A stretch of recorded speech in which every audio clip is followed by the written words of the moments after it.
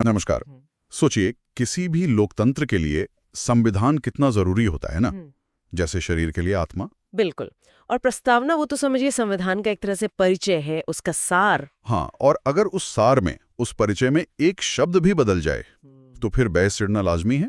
और आजकल कुछ ऐसा ही हो रहा है ना संविधान की प्रस्तावना को लेकर। जी हाँ, हाल में उपराष्ट्रपति जगदीप धनखड़ और आरएसएस के एक वरिष्ठ नेता दत्तात्रेय होसबोले जी, उनकी कुछ टिप्पणियों ने ध्यान खींचा है। हाँ, खासकर प्रस्तावना में मौजूद दो शब्दों पर, समाजवादी और धर्मनिरपेक्ष। और मजे की बात यह है, मतलब ये शब्द शुरू से नहीं थे वहां। नहीं, बिल्कुल नहीं। इन्हें तो 1976 में, वो इमरजेंसी का दौर था, तब 42वें संविधान संशोधन से जोड़ा गया था। अच्छा, कांग्रेस सरकार थी तब। जी हाँ। और सिर्फ यही दो नहीं, अखंडता शब्द भी उसी वक्त शामिल हुआ था। तो चलिए फिर आज इसी पूरे मामले की परतें खोलते हैं, समझते हैं कि ये बहस आखिर है क्या, इसके पीछे क्या तर्क है। बिल्कुल। सबसे पहले उपराष्ट्रपति जी के नजरिए को देखते हैं।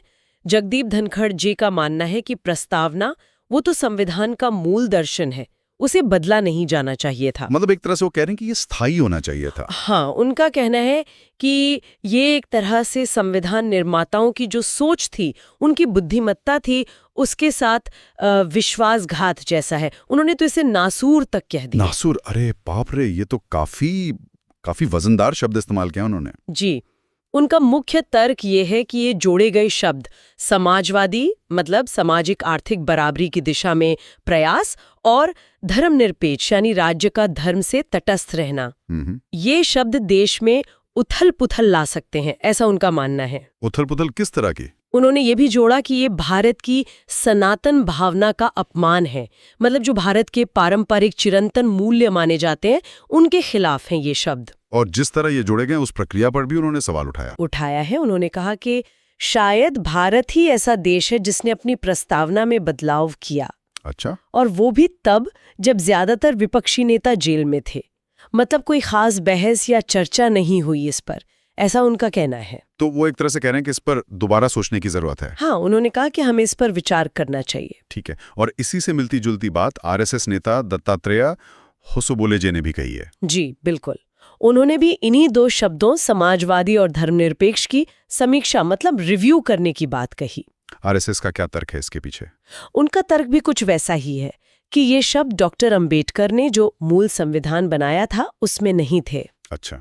संघ का कहना है कि होसबोले जी का उद्देश्य संविधान की मूल भावना को फिर से स्थापित करना है, जो ओरिजिनल इंटेंट था उसे वापस लाना है। लेकिन अब यहाँ एक सवाल उठता है, और हमारे स्रोत भी इस तरफ इशारा कर रहे हैं कि ये संशोधन तो 1976 में हुआ, अब लगभग 50 साल हो गए। हो या ना हो, इससे संविधान की जो मूल भावना है उस पर कोई खास असर नहीं पड़ा है। मतलब कैसे? मतलब ये कि सरकारें आती जाती रहती हैं अलग अलग पार्टियों की, लेकिन आखिरकार सभी को जनता की भलाई, लोक कल्याण के रास्ते पर ही चलना पड़ता है। नीतियां वैसी ही बनती हैं। तो क्या इसका मतलब ये हुआ कि शब्दों से ज्यादा जरूरी है कि सरकारें काम कैसे कर रही हैं, उनका अमल? हाँ, कुछ ऐसा ही।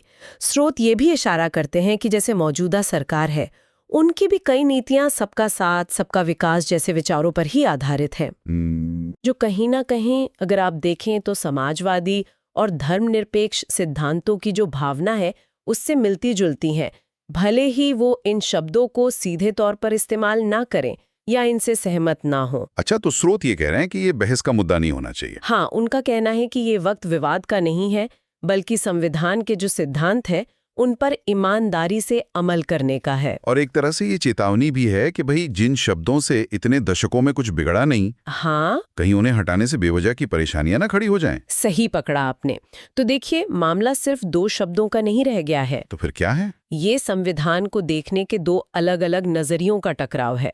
एक नजरिया कहता है कि संविधान एक स्थिर दस्तावेज है जो निर्माताओं की मूल सोच को दर्शाता है, और दूसरा नजरिया इसे एक जीवित सांस लेते दस्तावेज की तरह देखता है जो समय के साथ देश की बदलती जरूरतों के हिसाब से विकसित होता है। ये तो काफी गहरी वैचारिक बहस है। बिल्कुल। और यही टकराहट इस पूरी बहस के केंद्र में है।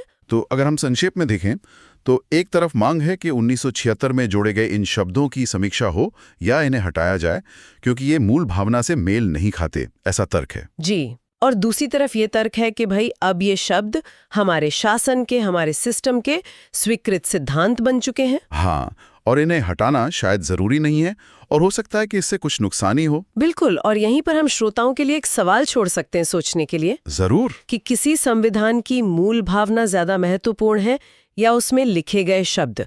क्या ये भावना हमेशा एक जैसी रहती है या वक्त और समाज के बदलने के साथ ये भी विकसित होती है? अच्छा सवाल है। मतलब प्रस्तावना के पाठ का अक्षरशः पालन करना ज्यादा जरूरी है या उसकी जो अंतर्निहित विकसित होती भावना है उसका सम्मान करना? सोचने वाली बात है।